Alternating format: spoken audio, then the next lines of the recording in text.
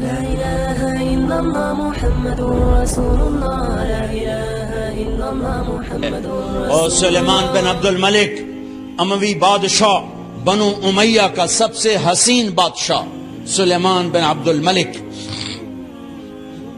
سب سے حسین، 42 سال کی عمر، جوانی. اس کی میت کو قبر کے قریب کیا گیا تو ہلنے لگا تو اس کے بیٹوں نے کہا ہمارے ابا زندہ ہیں.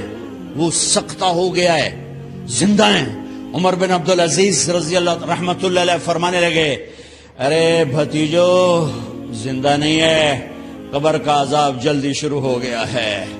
بل عجل اللہ بالعقوبہ، چھپاؤ، جلدی چھپاؤ. عمر بن عبدالعزیز جس تخت پر بیٹھے اس پر سلیمان تھا، اس پر ولید تھا، اس پر عبد الملک تھا.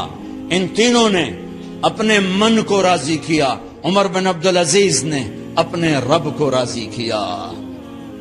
جب عمر بن عبدالعزیز کا وقت آیا مرنے کا تو انہوں نے بلایا رجا بن حیوہ سے، فرمایا کہ میں نے عبد الملک بن مروان، چاچا بھی تھے سسر بھی تھے، ان کی بیٹی فاطمہ سے شادی ہوئی تھی.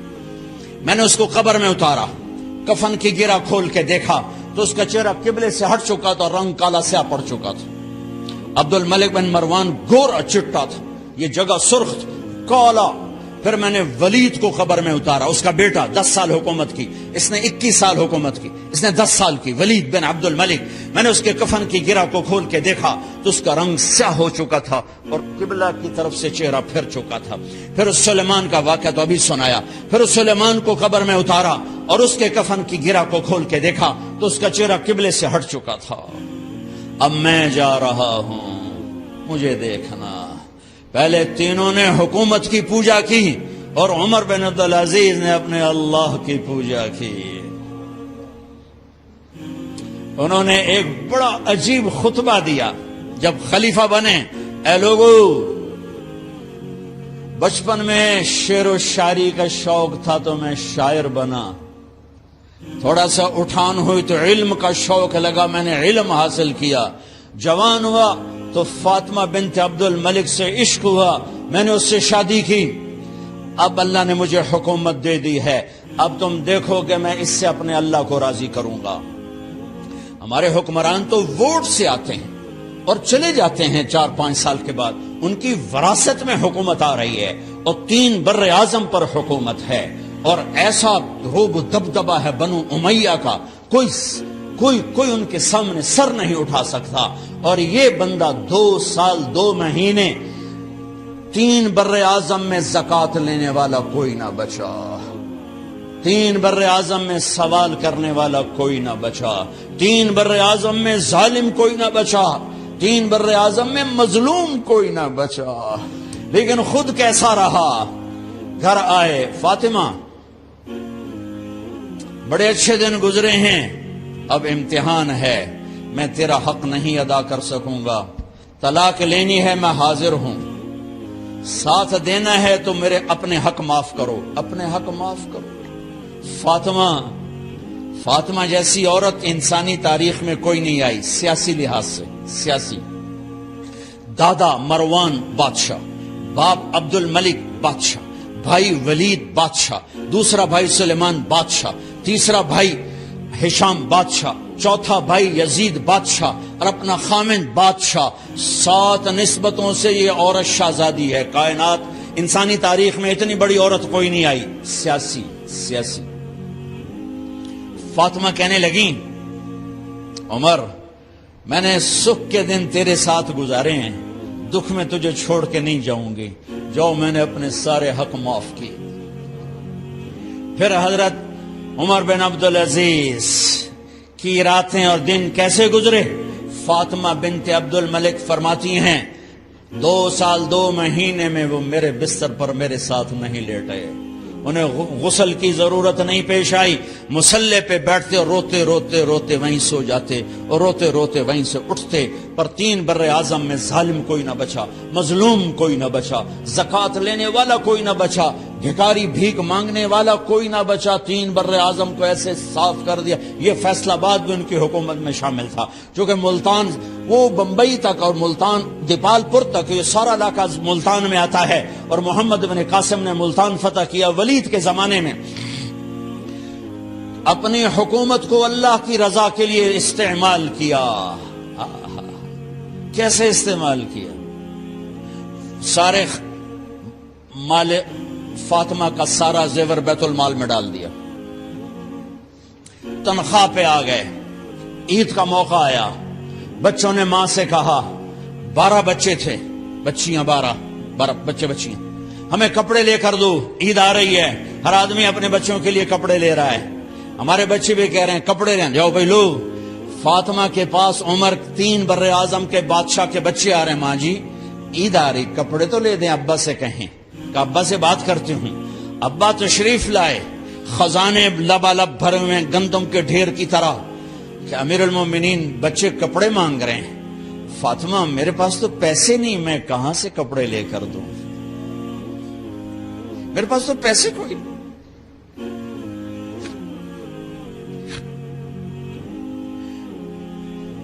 حضرت فاطمہ نے کہا پھر بچوں کا کیا کروں؟ کہا پھر مجھے بھی نہیں پتا کیا کروں۔ اس کے پہلے 3 حکمرانوں نے لوٹ مار کے بازار گرم کیے، ظلم و ستم کے پہاڑ توڑے، اور آج اسی خزانے پہ ایک شخص بیٹھا ہے جو اللہ کو راضی کرنے کے جھنڈے گاڑ رہا ہے۔ تو فاطمہ نے کہا آپ ایسا کریں، اگلے مہینے کی تنخواہ ایڈوانس لے لیں، اس سے میں اپنے بچوں کو کپڑے لے دیتی ہوں، اور گھر کا خرچہ میں مزدوری کر کے گھر کی روٹی چلا لوں گی۔ ارے اپنی تاریخ پڑھو، صرف ڈرامے ہی نہ دیکھتے رہ جاؤ، صرف گانے ہی نہ سنتے رہ جاؤ۔ اور بھی دکھ ہیں زمانے میں محبت کے سوا، راحتیں اور بھی ہیں وصل کی راحت کے سوا۔ انہوں نے اپنے بلایا وزیر خزانہ مزاحم، اپنا ہی غلام، ہاں بھائی مزاحم ہمیں بچوں کے کپڑے چاہیے، تو اگلے مہینے کی تنخواہ ایڈوانس مل جائے۔ وہ کہنے لگے امیر المومنین آپ مجھے لکھ کر دے دیں کہ آپ 1 مہینہ زندہ رہیں گے، میں آپ کو تنخواہ دے دیتا ہوں۔ عمر بن عبدالعزیز سر جھکایا، اٹھے، گھر گئے، فاطمہ میرے بچوں سے کہہ دو کہ تمہارا باپ کپڑے لے کے نہیں دے سکتا۔ اپنی تاریخ تو دیکھو،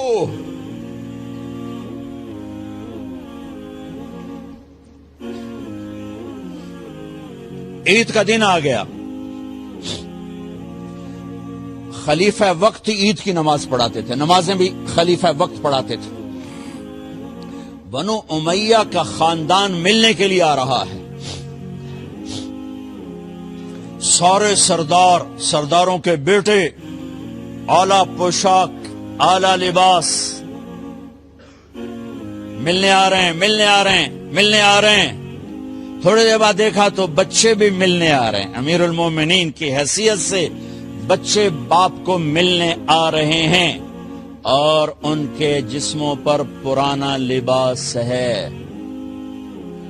عمر انہیں دیکھ کر ادھر اپنے سرداروں کے بچے دیکھے تو زرق برق پوشاکیں، اپنے بچوں کو دیکھا، ارے اس باپ سے پوچھو جو سب کچھ کر سکتا ہو اور پھر مٹھی بند کر لے کہ نہیں میں نے حرام کی طرف نہیں جانا۔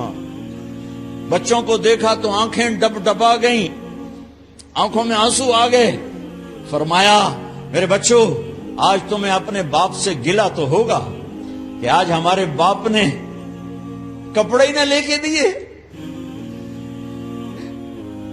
ان کے ایک بیٹے ہیں عبد الملک، ان سے بھی 4 رات آگے تھے، ان سے پہلے ہی فوت ہو گئے تھے۔ کہنے لگے ابا جان آپ کو مبارک، آپ نے قومی خزانے میں بددیانتی نہیں کی ہے، آپ کو مبارک ہو۔ آج ہمارا سر بلند ہے، ہم شرمندہ نہیں ہیں، ہم شرمندہ نہیں ہیں۔ انسانوں کو کپڑوں پہ نہیں تولا جاتا، آج کا میرا دیس کا مالدار اتنا فقیر ہو گیا ہے، اتنا چھوٹا ہو گیا ہے کہ وہ اپنا تعارف کروانے کے لیے 50 لاکھ کی گھڑی لیتا ہے، 6 لاکھ کا جوتا لیتا ہے۔ آج کی بیگم اتنی چھوٹی ہو گئی ہے کہ اپنے قد کو بڑا کرنے کے لیے وہ 10 لاکھ کا ہینڈ بیگ لیتی ہے کہ دیکھو میرا بیگ 10 لاکھ کا ہے۔ ارے میری بہن، تو 10 ٹکے کی بھی نہیں رہی اگر تو نے بیگ سے اپنے آپ کو بڑا بنایا۔ او میرے دوست، تو 2 ٹکے کا نہیں ہے اگر تو 10 لاکھ کے جوتے اور 50 لاکھ کی گاڑی سے، 50 لاکھ کی گھڑی سے اگر تو بڑا بننا چاہتا ہے۔ ارے اس دھوکے سے نکلو۔ برینڈڈ کہاں جا رہے ہو؟ جب تم اپنی ذات میں بے قیمت ہو تو رب ذوالجلال کی قسم، تمہاری گھڑیاں، تمہارے بیگ، تمہاری گاڑیاں، تمہارے بنگلے تمہاری عزت کو بڑھا نہیں سکتے۔ ابا جان، آج ہمارا ساڈا ایتھے سر آ گیا، سانو آج ساڈی عید ہو گئی کہ ساڈے ابے آج خیانت نہیں کی تھی۔ آج ہم خوشی سے بلند ہیں کہ ہمارے باپ نے بددیانتی نہیں کی۔ گھر میں تشریف لائے، کہنے لگے فاطمہ کچھ پیسے ہیں، میرا انگور کھانے کو جی چاہ رہا۔ بس فاطمہ رونے لگی۔ فرمایا امیر المومنین، خزانہ تو بھرا پڑا ہے، 1 درم کا بھی تیرا حق نہیں ہے کہ تو 1 درم لے کے انگور خرید لے۔ تو تھوڑا پٹھے، فاطمہ میں جہنم نہیں برداشت کر سکتا۔ او میرے بھائیو، جو دن رات سود میں پھنس چکے ہو، جو دن رات جوے شراب میں پھنس چکے ہو، کیسے اللہ کے سامنے سرخرو ہو کر کھڑے ہوگے؟ فاطمہ میں جہنم نہیں برداشت کر سکتا۔ نہیں،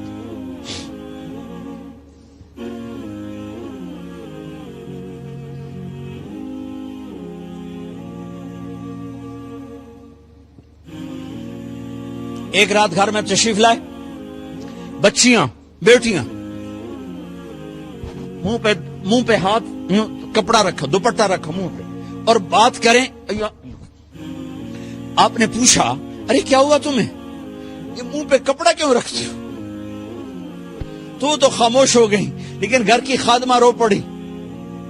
کہا امیر المومنین، آج آپ کی بیٹیوں نے کچا پیاز توڑ کے اس سے روٹی کھائی، سالن کوئی، ارے مسردی دال ہی کوئی نہیں ہے، پیاز، کچے پیاز نہ روٹی۔ آج ساڈا مزدور جڑا کوئی نہ کوئی چٹنی بنا باندا ہے، 3 بر اعظم دے بعد شادیاں دھیاں، ہے کچے وصلہ نہ روٹی بیٹھیاں کھاندیاں۔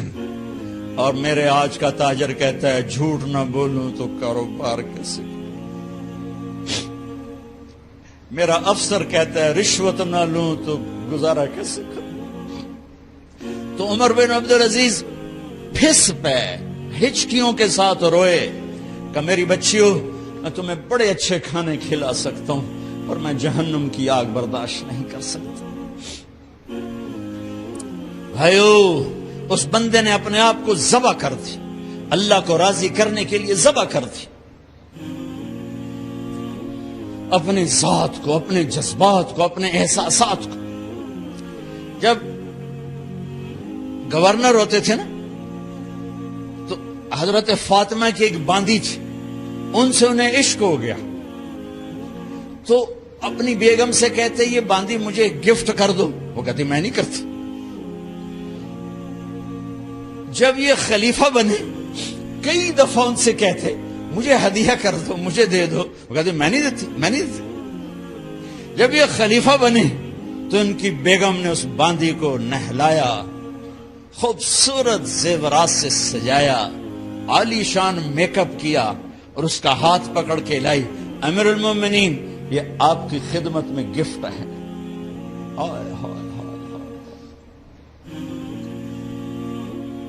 اس کو یوں دیکھا، فرمایا کہاں سے آئی تھی؟ کہا جی عبد الملک نے کوفے سے مجھے زبردستی اٹھوایا تھا،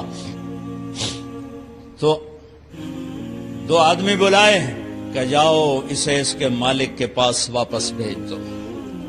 وہ کہنے لگی این وجدک علی یا امیر المؤمنین، امیر المؤمنین آپ کا عشق کہاں گیا جو میرے ساتھ تھا؟ تو عمر کی آنکھیں بھر آئیں، کہا وہ پہلے سے بھی زیادہ ہے، لیکن تمہیں اللہ کے لیے قربان کرتا، میں اپنے عشق کو اللہ کے لیے قربان کرتا۔ ہاں اب اللہ نے صلہ کیا دیا؟ جب انتقال ہوا ہونے لگا تو بلایا رجا کو، جو میں بات پہلے چھوڑ کے ادھر ان کی تھوڑی سیرت بتائی کہ رجا اب میں مرنے لگا ہوں، عبد الملک کالا ہو گیا تھا، ولید کالا ہو گیا تھا، سلیمان کالا ہو گیا تھا۔ یہ کیوں کالے ہوئے تھے؟ یہ بے نمازی نہیں تھے، بدکاری نہیں کرتے تھے، کسی کی طرف ان کی میلی آنکھ نہیں اٹھی کبھی، یہ ظالم تھے، ظالم انسانوں کا خون پیا، مال میں خیانت کی، اس پر اللہ نے چہرے پھیر دیے۔ آج عمر بن عبدالعزیز جا رہا ہے کہ دیکھو میں جا رہا ہوں، مجھے دیکھو میرے ساتھ کیا ہوتا ہے۔ ان کا انتقال ہوا، ان کی میت قبر کے کنارے رکھی گئی اور اب نیچے اتارنا ہے۔ سلیمان کی میت کو اتارنے لگے تو ہلنے لگا اور عذاب قبر پہلے شروع ہو گیا۔ عمر کی میت کو جب قبر کے قریب کیا گیا، ایسے ہوا کا جھونکا آیا، ایک پرچہ ایسے لہراتا ہوا یوں آیا، یوں آیا، یوں آیا اور عمر کے سینے پر گر گیا۔ لوگ کٹھے ہو گئے، پرچے کو کھول کے دیکھا گیا تو اس پہ لکھا تھا بسم اللہ الرحمن الرحیم، براءۃ من اللہ لعمر بن عبد العزیز من النار۔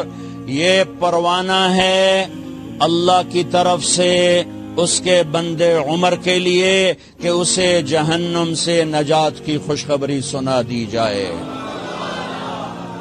آہا، مرنا ہو تو یوں مرو، اللہ ایسی موت دے دے۔ کہتے ہیں پھر میں نے ان کو قبر میں اتارا، جب قبر میں اتارا تو کیا دیکھا؟ میں نے کفن کی گرہ کھولی تو چہرہ قبلے کی طرف فٹ اور یوں لگا جیسے 14ویں رات کا چاند قبر میں اتر آیا ہو۔ لا إله إلا الله محمد رسول الله، لا إله إلا الله محمد رسول الله۔